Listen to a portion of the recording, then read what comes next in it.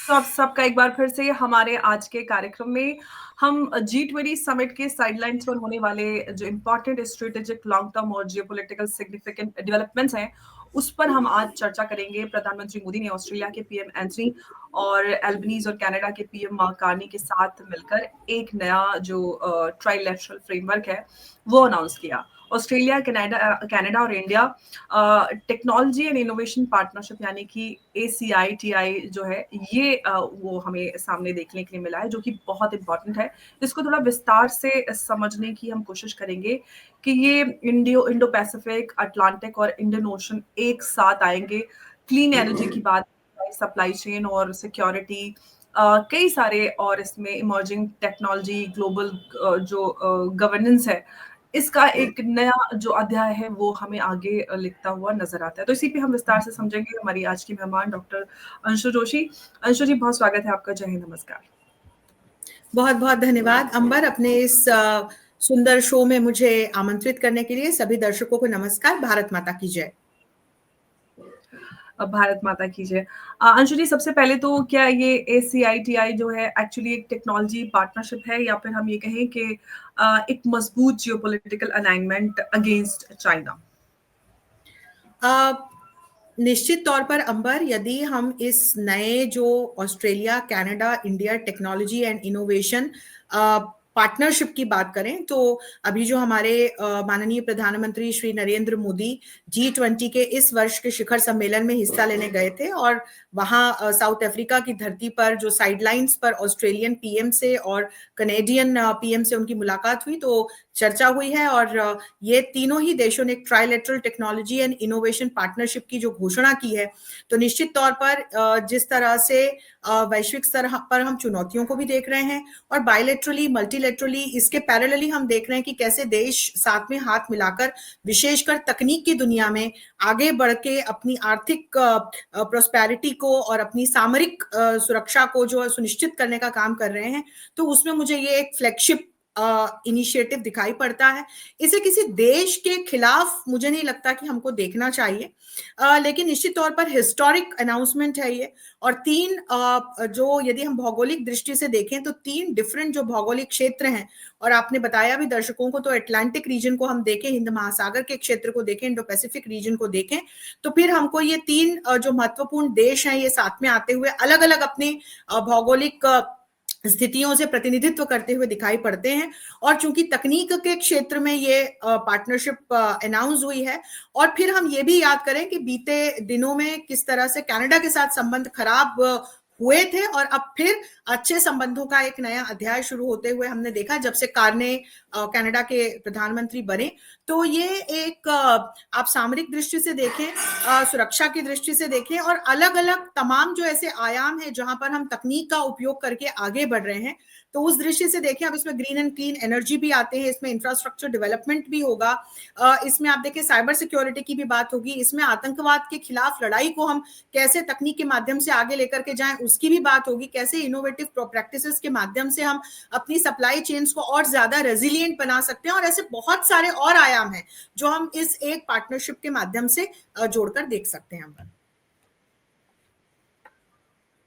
तो अंशु जी, एक बात मैं आपसे जो समझना चाहती हूँ ये कि क्या ये जो trilateral Indo Pacific security architecture का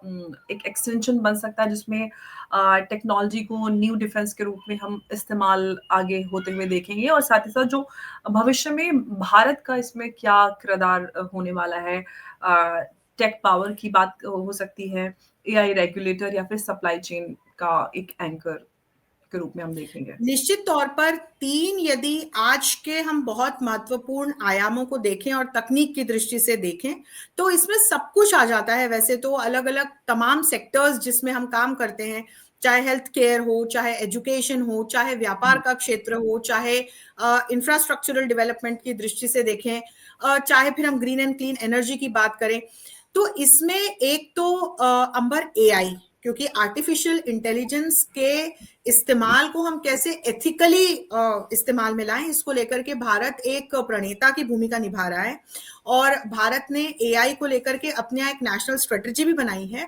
जिसको लेकर के कि कैसे हम एआई का एक एथिकल इकोसिस्टम बनाएं, और जो एक एआई से जुड़ी हुई रियल टाइम चैलेंजेस हैं, प्रॉब्लम्स हैं, उनका हम कैसे उनका सामना करें, क्योंकि हम सभी जानते हैं कि यदि आर्टिफिशियल इंटेलिजेंस का दुरुपयोग हो तो उससे किस प्रकार की चुनौतियां हमारी सुरक्षा के लिए, मानवीय सुरक्षा के लिए हमारे सामने आ सकती हैं। तो एक प्रूफ ऑफ कॉन्सेप्ट, स्ट्रेटजी और कोलैबोरेशन को लेकर के भारत ने एआई को लेकर एक नेशनल स्ट्रेटजी बनाई है, और मुझे लगता है कि कनाडा और ऑस्ट्रेलिया के साथ जो ये हमने पार्टनरशिप अनाउंस की है, इसमें एआई एक महत्वपूर्ण आयाम होगा जिस पर काम होगा। तो इंडियन एआई मिशन तो हमने पहले ही लॉन्च कर दिया है, जिसमें हम एक all inclusive ethical AI ecosystem के निर्माण की बात कर रहे हैं। इसको लेकर के हमने सेंटर ऑफ एक्सीलेंसेस भी एस्टेब्लिश कर दिए हैं, जो हेल्थ केयर के क्षेत्र में,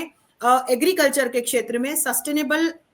डेवलपमेंट के क्षेत्र में, ग्रीन एंड क्लीन एनर्जी के क्षेत्र में, शिक्षा के क्षेत्र में हमने ये एस्टेब्लिश किए हैं, जो कि एआई से जुड़ी हुई रिसर्च और डेवलपमेंट को प्रमोट करते हैं। इसके अलावा हमने भारत डेटा एक्सचेंज नाम का एक प्लेटफॉर्म डिजाइन किया है, जो कि बहुत ही high quality unbiased data sets provide करता है, जिससे कि हम एआई से जुड़ी हुई तकनीक को एथिकली कैसे इसका इस्तेमाल करें, आगे ले जा सकें, इसको कैसे डेवलप करें, इस पर भारत तेजी से काम कर रहा है। और एक नेशनल मिशन भी हमने एस्टेब्लिश किया है जिसका नाम है भाषिणी, और ये एआई ड्रिवन जो लैंग्वेज सॉल्यूशंस है उसको प्रोवाइड करने की बात करता है, जिससे कि जो कम्युनिकेशन गैप्स हैं उनको हम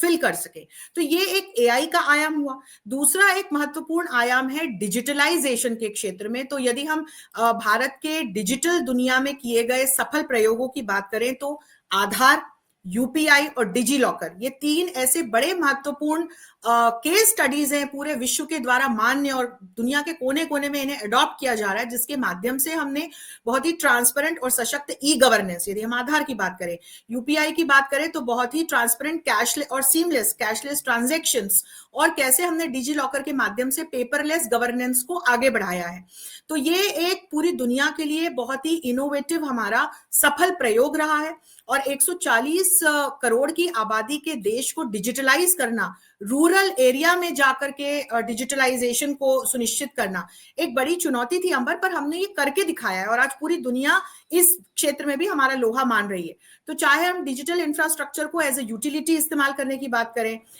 गवर्नेंस या मैं कहूँ डिजिटल गवर्नेंस ऑन डिमांड की बात करें, अपने सिटीजन्स को हम कैसे डिजिटली एम्पावर करें, अवेयर बनाएं, तो ये हमने करते हुए इतनी बड़ी आबादी के देश को हमने आधार, यूपीआई, डिजी लॉकर, सीएससीज जो कि कॉमन सर्विसेज सेंटर्स हैं, जिसके माध्यम से हम रूरल एरियाज में डिजिटल सर्विसेज प्रोवाइड कराते हैं, और ई प्रमाण जो कि आइडेंटिटीज को, ट्रांजैक्शंस को प्रमाणित करने वाला एक प्लेटफॉर्म है, ये हमारे फ्लैगशिप प्रोजेक्ट्स रहे हैं। तो पहला आयाम एआई हुआ, दूसरा आयाम डिजिटलाइजेशन हुआ, and last but not the least जो अलग अलग सेक्टर्स में साइबर सिक्योरिटी को सुनिश्चित करने की बात आती है, क्योंकि ये बात हम अलग अलग मंचों से लगातार ये तमाम देश भी करते आए हैं, और हम एक्सपर्ट्स भी इस बात को रखते हैं कि कैसे जो आज की दुनिया का युद्ध है वो बहुत बड़े पैमाने पर हम देख रहे हैं कि कैसे तकनीक चेंज हुई है, कैसे हाईली एडवांस टेक्नोलॉजी के माध्यम से आप देखिए कि साइबर वॉर लड़े जाते हैं। और ये साइबर वॉर्स जो हैं न सिर्फ देशों की अपनी सुरक्षा के लिए, नागरिक सुरक्षा के लिए भी एक बहुत बड़ा खतरा। और फिर जो अलग अलग जैसे फिनटेक में हम के क्षेत्र में देखें, शिक्षा के क्षेत्र में देखें, हेल्थ केयर के क्षेत्र में देखें, यदि हैकिंग होती है, साइबर वॉरफेयर होते हैं, तो उसका क्या नतीजा हमारे सामने हो सकता है हम सभी जानते हैं। इससे जुड़े हुए बहुत सारी गंभीर चुनौतियां हैं। तो ये ऐसे तीन प्रमुख आयाम हैं जिनको लेकर के मुझे लगता है कि भारत, ऑस्ट्रेलिया और कनाडा तेजी से काम करेंगे। और इसके अलावा फिर ग्रीन और क्लीन एनर्जी को लेकर के, नवीकरणीय ऊर्जा को लेकर के भी मुझे लगता है कि बहुत महत्वपूर्ण आयाम है, जिसको लेकर के ये एक जो फ्लैगशिप इनिशिएटिव है ये काफी आगे जाएगा। जी। अब कनाडा की आपने भी बात की, इसमें हम कनाडा को हम देखते हैं कि रिसेंटली इंडिया और कनाडा के जो डिप्लोमेटिक रिश्ते हैं उनके बीच में जो तनाव था, अब हम जो मार्क कार्नी है उनके साथ में प्रधानमंत्री की मोदी की बैठक हुई, और कहीं ना कहीं चीजें बेहतर हो रही है। तो क्या ये कहेंगे एक कैलकुलेटेड रीसेट हम इसको बोल सकते हैं? और साथ ही साथ जो कनाडा की नई सरकार है या हम मार्क कार्नी की फॉरेन पॉलिसी है, वो भारत के साथ रीअलाइन करने की कोशिश कर रही है? निश्चित तौर पर मार्क कार्नी के आने के बाद हमने एक नया अध्याय, या जैसे कि आपने कहा, हमने संबंधों को रीसेट होते हुए तो देखा है, क्योंकि ट्रूडो के शासन काल में कहाँ तक नौबत आई है हम सभी जानते हैं, और ये भी जानते हैं कि अपनी कुर्सी बचाने के लिए, अपने राजनीतिक लाभ के लिए किस प्रकार से उन्होंने भारत के जो सेपरेटिस्ट्स हैं और जो पूरे खालिस्तानिक समर्थन और उग्रवादी हैं उनको किस तरह से प्रमोट किया। और ये एक बहुत बड़ा कंसर्न है जिसने भारत और कनाडा के बीच के संबंधों को समय समय पर हमने देखा है कि चुनौतियां सामने खड़ी की हैं। तो 1985 की एयर इंडिया बॉम्बिंग हम सभी को याद है, कोई इसे भूल नहीं सकता। तो निश्चित तौर पर अभी कार्नी के आने के बाद से हमने चीजों को तेजी से सुधरता हुआ देखा, क्योंकि हालांकि जब भारत कनाडा संबंधों की मैं बात करूं तो कॉम्प्लेक्स संबंध, जटिल संबंध हम कह सकते हैं, पीपल टू पीपल कनेक्ट बहुत स्ट्रांग रहे हैं। हमारे एक बहुत बड़ा डायस्पोरा जो है वो कनाडा में प्रेजेंट है, और एक स्ट्रेटेजिक पार्टनरशिप हमारी कनाडा के साथ है। लेकिन एक उग्रवाद के मुद्दे पे और एक न्यूक्लियर कोऑपरेशन के मुद्दे पे हमने देखा है कि कुछ ऐसे माइलस्टोन्स जब हम पीछे देखते हैं डिप्लोमेटिक रिलेशनशिप में, तो ऐसे हमको जंक्चर्स नजर आते हैं जहां पर संबंध खराब हुए। लेकिन फिर अभी हम देख रहे हैं कि जिस तरह से राजनीतिक, कूटनीतिक दृष्टि से, आर्थिक दृष्टि से दोनों देशों के संबंध रहे हैं और एक दूसरे पर निर्भरता है। दोनों ही देश अलग अलग अंतरराष्ट्रीय मंच, चाहे आप G20 देखें, UN देखें, कॉमनवेल्थ देखें, इनके मेंबर्स हैं, और एक कॉम्प्रिहेंसिव इकोनॉमिक पार्टनरशिप अग्रीमेंट पर भी दोनों ही, सेपा जिसको हम कहते हैं, इसके तरफ हमने तेजी से बढ़ते हुए देखा दोनों देशों को। पीपल टू पीपल कनेक्ट्स बहुत स्ट्रांग है, और हिस्टोरिकल कनेक्ट्स तो हैं ही, लेकिन जो ये खालिस्तानी उग्रवादियों को बढ़ावा देने से संबंधित जो चुनौती रही है, और फिर निज्जर की हत्या के बाद जिस तरह से ट्रूडो ने भारत के साथ संबंध खराब किए, भारतीय सरकार बार बार सबूत मांगती रही, जो ट्रूडो ने भारतीय सरकार पर इल्जाम लगाए थे वो तो ट्रूडो आज तक प्रोवाइड नहीं करा पाए। और इसके बाद हमने देखा कि कैसे रिलेशनशिप बहुत एक खराब डार्क फेज में गई। पर अभी ये देखना, और ये मुझे लगता है कि बहुत बढ़िया जो ये ट्राइलेटरल पार्टनरशिप अनाउंस हुई है, इसके माध्यम से कनाडा के की जो वर्तमान सरकार है उसके द्वारा मुझे लगता है ये संदेश पूरे विश्व को दिया जा रहा है कि भारत के साथ हम अपने संबंधों को आगे ले जाने में और सामरिक दृष्टि से आगे ले जाने में उत्सुक है। और भारत सरकार का जो कंसर्न है कि भाई आप हमारे देश में जो ये उग्रवाद की समस्या है, इससे जो जुड़े हुए उग्रवादी हैं या फंडिंग है या जो अलग अलग इससे जुड़े हुए एस्पेक्ट्स हैं, आप उनको प्रमोट मत कीजिए। तो मुझे लगता है कि यहाँ पर कार्नी भारतीय सरकार के साथ और भारत के जो नेशनल इंटरेस्ट है उसके साथ अलाइन होते हुए हमें दिखाई पड़ते हैं। तो ये देखना सुखद है। ये जो अनाउंसमेंट है ये अपने आप में रिफ्लेक्शन है सुधरते हुए, आगे बढ़ते हुए भारत कनाडा के संबंधों का। जी अमर। अब हम ऑस्ट्रेलिया की भी बात कर लेते हैं कि अगर हम ऑस्ट्रेलिया की बात करें तो ऑकस और कॉड के बीच में एक बैलेंस बना रहा है, और अब जो ACITI है इसमें ऑस्ट्रेलिया का क्या कोर इंटरेस्ट है, और साथ ही साथ जो हम एल्बनीज की बात करते हैं तो क्या वो टेक्नोलॉजी के जरिए चाइना का जो इन्फ्लुएंस है इंडो पैसिफिक में उसको डाइल्यूट करना चाहते हैं? ये दोनों पॉइंट मैं आपसे जानना चाहूंगी। जी, भारत और ऑस्ट्रेलिया के बीच लंबे समय से हमने बहुत अच्छे संबंध देखे हैं, और दोनों ही देशों ने कॉम्प्रिहेंसिव स्ट्रेटेजिक पार्टनरशिप 2020 में साइन की। और निश्चित तौर पर जिस तरह से हिंद प्रशांत क्षेत्र में चीन अपना एक पूरा रोल असर्ट करता रहता है, अपनी प्रेजेंस असर्ट करता है, तो वहां ऑस्ट्रेलिया भारत की आवाज से अपनी आवाज मिलाता हुआ हमको नजर आता है। क्वाड इसका सबूत है, क्वाड्रिलेटरल सिक्योरिटी डायलॉग, जिसके दोनों ही देश मेंबर्स हैं, जापान और US बाकी के 2 मेंबर्स हैं। तो जो ये क्वाड्रिलेटरल 4 देशों का डायलॉग, जो ये मंच बना है, इसमें ऑस्ट्रेलिया की एक्टिव एंगेजमेंट रहती है भारत के साथ। अलग अलग जॉइंट मिलिट्री एक्सरसाइजेस, अलग अलग प्रकार के तकनीकी और हम कहें कि सामरिक जो अग्रीमेंट्स हैं वो दोनों देशों के बीच में हैं। तो हम देखें Australia India Indo Pacific ocean initiative जो है, ये एक पार्टनरशिप है जो दोनों ही देशों ने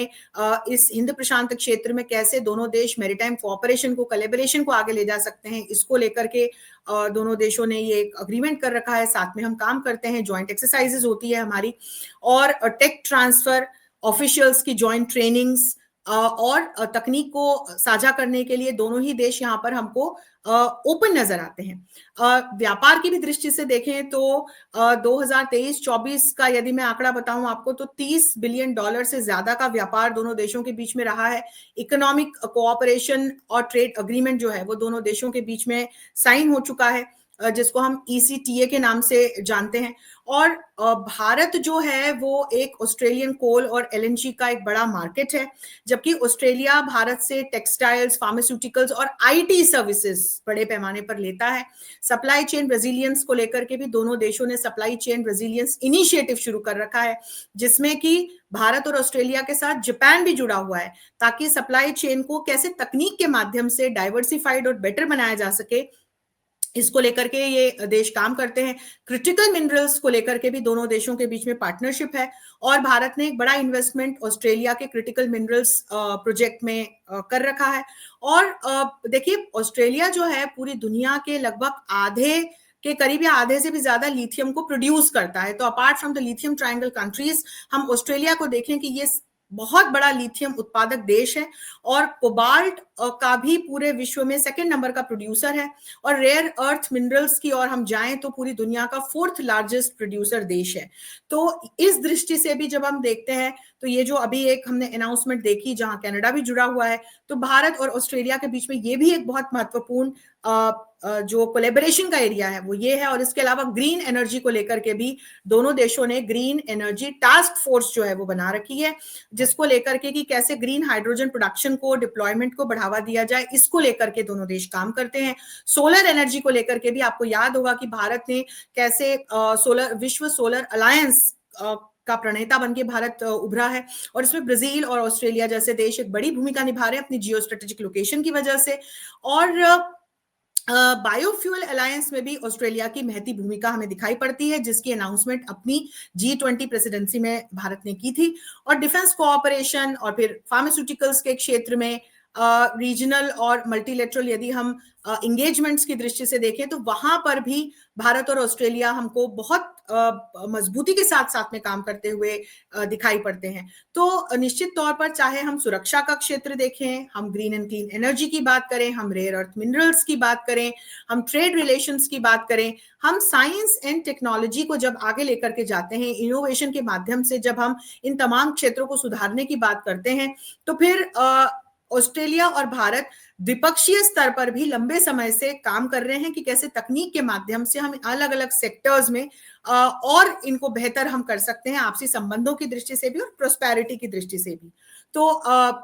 स्पेस कोलैबोरेशन भी एक ऐसा क्षेत्र है जिसमें भारत और ऑस्ट्रेलिया जो है बहुत दृढ़ता के साथ साथ में काम करते हैं। तो निश्चित तौर पर अंबर, ऑस्ट्रेलिया के साथ भारत के पहले ही स्ट्रेटेजिक कई ऐसे अग्रीमेंट्स हैं, क्षेत्र हैं जिनमें हम साथ में काम कर रहे हैं। और अब जो ये ट्राइलेटरल पार्टनरशिप अनाउंस हुई है, तो इसके माध्यम से एक स्टार्टअप के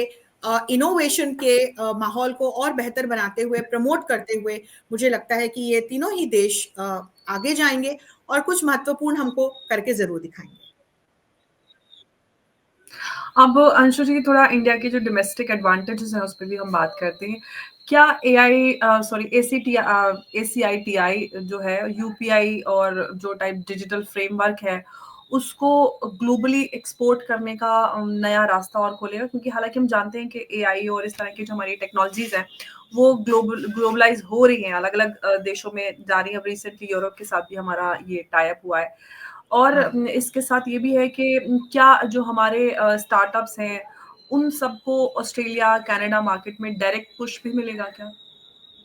हाँ, ये बहुत अच्छा बिंदु है। और हमारा जो डिजिटलाइजेशन से जुड़ा हुआ इनिशिएटिव है, सक्सेस स्टोरीज हैं, जिसपे हमने बात भी की है, हमने 2015 से लॉन्च किया था। और हमने कैसे हम अपनी इतनी बड़ी आबादी को डिजिटली एम्पावर करें, डिजिटलाइज करें, ताकि ट्रांसपेरेंसी बढ़े अलग अलग क्षेत्रों में, और इनोवेशन को, स्टार्टअप्स को, और जो युवा एंटरप्रेन्योर्स हैं, जो युवा टेक्नोलॉजी एक्सपर्ट्स हैं, उनको हम और बढ़ावा दे सकें, क्योंकि यूथ पर और महिलाओं पर भारत सरकार का विशेष फोकस है। तो इसको लेकर के हमने डिजिटल इंफ्रास्ट्रक्चर को बेहतर बनाने की दृष्टि से, जो गवर्नमेंट सर्विसेज है उनको ट्रांसपेरेंट बनाने की दृष्टि से, वो ऑनलाइन अवेलेबल रह सकें, इस दृष्टि से डिजिटल लिटरेसी को हम आगे बढ़ा सकें, अवेयरनेस को आगे बढ़ा सकें, और भारत के नागरिकों को बहुत सुविधा के साथ इस प्रकार की जो तमाम सरकारी सर्विसेज हैं वो एक्सेसिबल हो सके। तो इसको लेकर के हमने सबसे पहले अपना आधार जो मिशन था उसको शुरू किया, ई गवर्नेंस हमने सुनिश्चित किया, फिर हमने यूपीआई को हमने आगे बढ़ाया, और यूपीआई आज विश्व के कोने कोने में कई देश, कई मंचों ने इसको स्वीकार किया है, और आप किसी भी कॉन्टिनेंट में चले जाएं वहां पर आपको अलग अलग देशों में दूसरे देशों के द्वारा यूपीआई को मान्य किया गया है और इस्तेमाल करते हुए। और कई देश ऐसे हैं जिन्होंने हमने कैसे यूपीआई बनाया, इम्प्लीमेंट किया, तो इस पर भी कई देश काम करके अपने उसी प्रकार का पूरा एक मैकेनिज्म बनाने का प्रयास कर रहे हैं। अफ्रीका और लैटिन अमेरिका के देश इस पर काम कर रहे हैं। और फिर जो ये डिजी लॉकर हमने बनाया, तो ये हमारी सक्सेस स्टोरीज हैं अंबर। इसको पूरे विश्व ने एक्नॉलेज किया है, इसको रिस्पेक्ट किया है और इसकी बहुत तारीफ की है, और कई देश फिर इसका नो हाउ हमसे जानना चाहते हैं। और भारत सरकार इस बात को बार बार अलग अलग मंचों से कह चुकी कि आप बिल्कुल हमसे पूछिए, हम आपके साथ अपनी गुड स्टोरीज, अपनी बेस्ट प्रैक्टिसेस शेयर करने के लिए तैयार हैं, और आप स्वयं अपने यहाँ पर मेक इन XYZ कंट्री कर सकते हैं, जैसे हमारा मेक इन इंडिया अपना पूरा प्रोग्राम है। तो अब जो ये भारत, ऑस्ट्रेलिया और कनाडा का ट्राइलेटरल जो ये पूरा एक टेक्नोलॉजी पार्टनरशिप का अनाउंसमेंट G20 की साइडलाइंस पर हुआ है, तो इसमें निश्चित तौर पर ये एम्बिशियस लक्ष्यों को साथ में लेकर के तीनों ही देश काम करेंगे। तो इसमें कैसे जो अलग अलग, अभी तो ये 3 देशों तक रहेगा, तो कैसे जो हमारे नागरिक हैं उन तक हाई स्पीड इंटरनेट और दूसरी जो डिजिटल सर्विसेज हैं वो कैसे एक्सेस हो सके, मोबाइल कनेक्टिविटी को हम बेहतर बना सके, रूरल एरियाज में हम डिजिटलाइज्ड सर्विसेज को पहुंचा सकें, गवर्नमेंट सर्विसेज जो हैं वो एक्सेसिबल हो, अलग अलग जो क्लास और अलग अलग जगह के जो लोग हैं उनको। तो इससे एक पब्लिक अकाउंटेबिलिटी, गवर्नेंस, इसमें इफेक्टिवनेस आती है। इसको लेकर के भारत सरकार ने तो पहले ही, जैसे कि मैंने आपको बताया, हमारी कई सक्सेस स्टोरीज हैं और हमने 140 करोड़ की आबादी के अपने देश को डिजिटलाइज किया है, हमने अपने नागरिकों को एम्पावर किया है डिजिटल स्किल्स के साथ। तो एक नई अपॉर्चुनिटीज भी फिर अंबर यहां से मिलती है। अभी हमारे पास 1,23,000 से ऊपर स्टार्टअप्स हैं जो काम कर रहे हैं, जिनको अलग अलग देशों ने मान्यता दी है, और दूसरे देशों के साथ में टाई अप करके हमारे कई स्टार्टअप्स काम कर रहे हैं इनोवेटिव टेक्नोलॉजीज पे, अलग अलग सेक्टर्स में, चाहे शिक्षा का क्षेत्र हो, चाहे स्वास्थ्य का क्षेत्र हो, चाहे बुनियादी सुविधाओं का क्षेत्र हो, चाहे फिर हम महिला सशक्तिकरण की बात करें, ग्रीन एंड क्लीन एनर्जी की बात करें, आतंकवादी निरोधी प्रयासों की और टेक्नोलॉजी की बात करें, तो ये तमाम ऐसे महत्वपूर्ण एरियाज हैं जिनमें हम काम कर रहे हैं। हमारे स्टार्टअप्स और हमारे जो यंग एंटरप्रेन्योर्स हैं, यंग टेक्नोलॉजी एक्सपर्ट हैं, टेक एक्सपर्ट जो हैं, कंपनीज हैं, वो काम कर रही हैं। तो निश्चित तौर पर भारत को यहाँ पर एक बड़ा, मुझे लगता है कि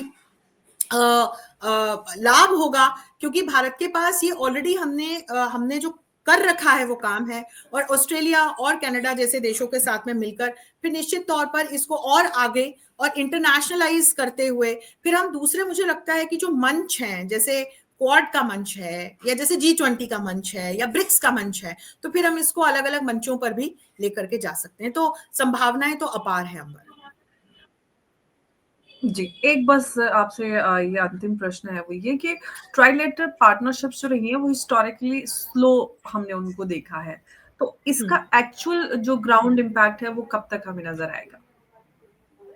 देखिए, पहले घोषणाएं होती हैं, फिर अग्रीमेंट्स पर हस्ताक्षर होते हैं, टीम्स बनती हैं, आपस में साथ में काम करना शुरू करते हैं, स्वॉट एनालिसिस होता है, क्या स्ट्रेंथ्स हैं, क्या वीकनेसेस हैं, क्या चैलेंजेस हैं, इसका हम कैसे समाधान खोज सकते हैं, और उसके बाद निश्चित तौर पर फिर एक आप ये मान के चलिए कि 2 से 3 साल में हमको इसके रिजल्ट्स दिखाई देने शुरू होते हैं। तो मुझे लगता है चूंकि ये तकनीक से जुड़ा हुआ अग्रीमेंट है या पार्टनरशिप है, तो परिणाम थोड़ी जल्दी हमको दिखने शुरू होंगे, लेकिन निश्चित तौर पर सकारात्मक परिणाम, चाहे सुरक्षा की दृष्टि से देखें, सामरिक संबंधों की दृष्टि से देखें, इंफ्रास्ट्रक्चर फैसिलिटीज की दृष्टि से देखें, या अलग अलग मैंने आपको जो बताया डिजिटलाइजेशन का क्षेत्र, एआई का क्षेत्र, क्योंकि अभी एआई का क्षेत्र ऐसा है जिसको लेकर के कैसे गवर्नेंस को बेटर किया जाए, इसको लेकर के तो बात चल ही रही है, और एक ग्लोबल मैकेनिज्म जो है वो अभी तक बन नहीं पा रहा है। तो इसको कब से हम देख रहे हैं, अलग अलग पिछले 3-4 साल से जितने भी शिखर सम्मेलन होते हैं अलग अलग अंतरराष्ट्रीय मंचों के, उस पर इसकी बात होती है, ऑफिशियली टीम सेटअप हो चुकी हैं, कमिटीज बनी हुई हैं, लेकिन देखिए बनते बनते आते आते समय लगेगा। तो मुझे लगता है कि 2 साल का हम समय मान सकते हैं, लेकिन हमको 2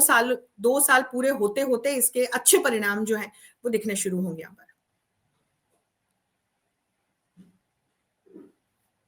सकते हैं कि लगभग 2 साल बाद हमें इसके रिजल्ट्स हमें ग्राउंड पे नज़र आएँगे। ओवरऑल थोड़ा-सा आप G20 को लेकर भी अगर आप कुछ थोड़ा ऐड करना चाहें इसमें जो क्योंकि अब तो ये हमें अलग नज़र आया है, साइडलाइन्स पे प्रधानमंत्री मोदी बहुत सारे लोगों से मिले, इनफैक्ट जो इंडियन ओरिजिन के एंटरप्रेन्योर्स हैं उनसे भी मिले। अ, हम्म। जिस तरह से प्रधानमंत्री मोदी की प्रेज़ेंस एक ग्लोबल साउथ के लीडर के तौर पे भारत की पोज़ीशन, कैसे आप इस पूरे उसको देख रही हैं? देखिए, G20 इस बार हिस्टोरिकली साउथ अफ्रीका की धरती पर हुआ। साउथ अफ्रीका को मंडेला की धरती कहा जाता है और नेल्सन मंडेला को पहली बार दक्षिण राइट। अफ्रीका का महात्मा गांधी कहा जाता है। तो भारत और हुँ, साउथ अफ्रीका के क्या रिश्ते हैं, तो मुझे इसके आगे बताने की आवश्यकता नहीं है। बहुत लंबे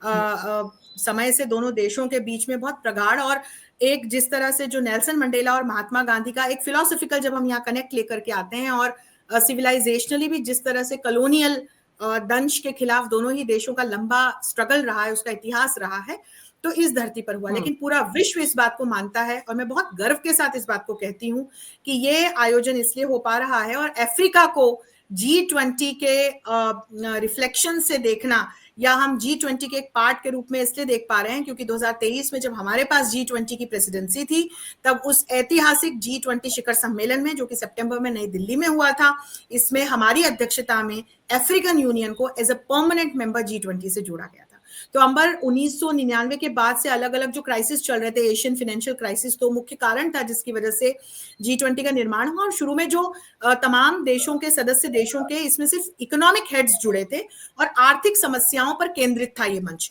जैसे जैसे इसमें मुद्दे जुड़ते गए, तो फिर जो राजनीतिक अध्यक्ष थे वो भी इससे जुड़ते गए, जो हेड्स थे, एक्चुअल हेड्स थे देशों के, वो इससे जुड़े, और G20 के एजेंडा को विस्तार मिलता गया। भारत के पास जब प्रेसिडेंसी आई तो हमने दो ही लक्ष्य रखे, एक तो G20 का डेमोक्रेटाइजेशन, और दूसरा कैसे हम ग्लोबल साउथ को नेतृत्व की भूमिका में आगे लेकर के आए, जन भागीदारी को हम आगे कैसे बढ़ाएं। और वो एक हिस्टोरिक हमारा पूरा आयोजन रहा, जिसमें अपने टीयर 2 टीयर 3 सिटीज में भी हमने वर्किंग ग्रुप्स की मीटिंग्स की, पीपल टू पीपल कनेक्ट इससे बेटर हुए, गवर्नमेंट टू पीपल कनेक्ट इससे बेटर हुए। हमने बायोफ्यूल अलायंस अनाउंस किया, हमने अफ्रीकन यूनियन को as a permanent member nation इसमें जोड़ा। तो इसके बाद से G20 का फ्लेवर हमने चेंज होता हुआ देखा। तो आज जब साउथ अफ्रीका की धरती पर इसका आयोजन हुआ, तो इसका थीम जो है वो सॉलिडारिटी, एकता, इक्वालिटी यानी समानता, और सस्टेनेबिलिटी यानी संधारणीयता या स्थिरता रखा गया है। जब हमने बात की थी तो हम वसुधैव कुटुंबकम की बात करके चले थे, लगभग लगभग इसी थीम पर हमने ब्राजील को भी G20 की अध्यक्षता करते हुए देखा। अब साउथ अफ्रीका में ये हुआ है आयोजन, और अब साउथ अफ्रीका में किस प्रकार से जो अविकसित देश हैं, अभी तक हम सिर्फ विकासशील देशों की बातें कर रहे थे, ग्लोबल साउथ के नेतृत्व की बात कर रहे थे, अब किस तरह से वो डेट क्राइसिस से बाहर आए, उनको कैसे हैंड होल्डिंग की जाए, किस तरह से जो विकसित देश है उनकी एक भूमिका होनी चाहिए, उनकी जिम्मेदारी होनी चाहिए। ये एक बहुत महत्वपूर्ण बात है जो साउथ अफ्रीका की धरती से हमने G20 के मंच के कल जो 3 सत्र हुए हैं उनमें हमने होती हुई देखी। ये एक बड़ा महत्वपूर्ण बदलाव है, और इसमें हमारे प्रधानमंत्री का बहुत बड़ा रोल मैं देखती हूं, क्योंकि ये इस प्रकार की आवाज, इस प्रकार का संदेश पहले हमने G20 के मंच से या अंतरराष्ट्रीय राजनीति में हमने प्रेडोमिनेंटली कभी नहीं देखा। जो ग्लोबल मंचों के रिफॉर्म्स की भी बात है, इसकी बात हमारे प्रधानमंत्री ने उठानी शुरू की, और अब मुखर स्वर जो है दूसरे देशों ने भी इसमें अपनी आवाज जोड़ी है, तो ये एक बहुत बड़ा मुद्दा बन गया है। और वही मैं आपको बताऊं कि यूएस की जो एब्सेंस रही है इस G20 में, ट्रंप ने जो इसको बाइकॉट किया, लेकिन इसका क्या आपने कोई असर पड़ते हुए देखा? नहीं देखा। कल जोहान्सबर्ग डिक्लेरेशन जो है वो पास हुआ है, और बहुत महत्वपूर्ण बिंदुओं पर चर्चा हुई है। तमाम ग्लोबल साउथ के देशों ने किस तरह से आगे ग्लोबल साउथ साउथ कोऑपरेशन, और साउथ और नॉर्थ की खाई को कैसे आगे बढ़ा, पाट कर हम आगे बढ़े, इसकी भी बात की है। तो ये बड़ा परिवर्तन है, और अगले वर्ष इसकी जो होस्टिंग है वो अमेरिका करने वाला है। तो अब ये देखना बड़ा रोचक होगा कि यहां से साउथ अफ्रीका से अमेरिका तक, अभी इस वर्ष से अगले वर्ष तक किस तरह से G20 में जो एजेंडा है वो शेप लेता है। लेकिन निश्चित तौर पर जो ये बदला हुआ G20 है, इस बार का जो शिखर सम्मेलन हुआ, पिछली बार का हुआ, और जो भारत ने अपनी अध्यक्षता में सम्मेलन कराया, उसमें भारत ने वैश्विक राजनीति की दृष्टि से एक बहुत बड़े बदलाव का आगाज किया, जिसमें जो ये विकासशील देश हैं, ग्लोबल साउथ के जो देश हैं, उनको किस तरह से नेतृत्व की भूमिका में आगे लाया जाए, इसकी बात हमारे माननीय प्रधानमंत्री की महती भूमिका में जो है भारत ने की है। अंबर। ये हमने बड़ा इम्पोर्टेंट रोल में हमने प्रधानमंत्री मोदी को देखा, और सबसे इंटरेस्टिंग प्रेसिडेंट ट्रम्प की जो गैर मौजूदगी है, उसने काफी सारे जी। वो की। ऑफ कोर्स उसके पीछे कई सारे रीजंस भी हैं। उनका चेहरा नहीं है वो कि वो वहां पर पहुंचे, जो उन्होंने साउथ अफ्रीका के साथ किया था व्हाइट हाउस में, तो उसके बाद कहाँ उनकी वो हिम्मत रह जाती है कि वो जाएं उनके ही घर में। एनीवे, बहुत बहुत धन्यवाद आपका अंशु जी, आपने इन सभी बिंदुओं पर हमारे साथ विस्तार पूर्वक चर्चा की। नमस्कार, जय हिंद, जय भारत। बहुत धन्यवाद अंबर। सभी दर्शकों को नमस्कार। भारत माता की जय। भारत माता की जय।